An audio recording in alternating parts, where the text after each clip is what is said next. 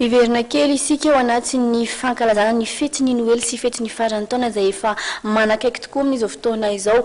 Betsaka ary noho izany ny vehivavy no efa miomana amin'izay ary mety sahiran-tsaina ihany koa mitady toerana ividianana fitafiana. L'adresse etsy amin'ny La City no tranombarotra afaka mamaly ny entaentanao araka izy ity fanadihadiana hoentina amintsika ity indray. Mivoatra ny lamaody ary anisan'ny tranombarotra manaraka izay fivoarana izay avy any Europe ny l'adresse etsy amin'ny La City. Amin'izao akatoka ny fetin'ny farantaona izao, l'adresse tena ahatonga ireo fitafiana avo lenta sahaza ny vanim-potoana mafana ao ihany koa ny fitondra andavanandro, ny fitondra miasa ary ny mianjaika. Marika avo lenta avokoa no navoaka ny l'adresse ao amin'ny La City ary maneva ny bikan'ny vehivavy malagasy. Raha anisan'ny manahirana ny vehivavy ny mitady ny fitafiana entina rehefa hiasa isaky ny maraina, ny l'adresse dia manome vahaolana ao azy ireo. Ndeha hojerentsika ary anatin'ireo filatrona ireto ny fitafiana navoaka ny epahy lamaody Europeana ary fanta-daza manerana an'izao tontolo izao amin'izao fotoana izao.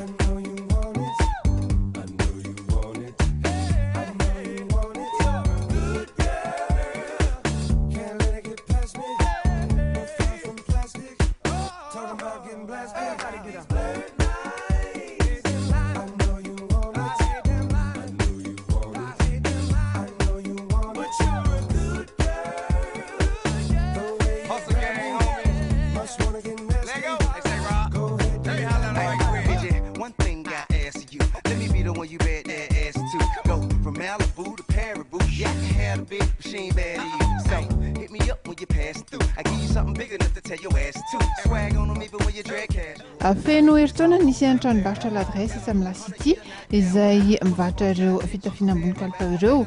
Tafiditra amin'izay fankalazana iray ary mifanandrify ihany koa amin'ny fetin'ny farantaona disy ny fanomezana manokana omena ho an'ireo izay tonga manjifa ho aminy. Aza tonoina ary ny mandalo eny amin'ny l'adresse ao amin'ny La City fa dia ho lafatra ianao amin'ny fety ary tsy hanapaharofo ny fitafiana hitanao ao.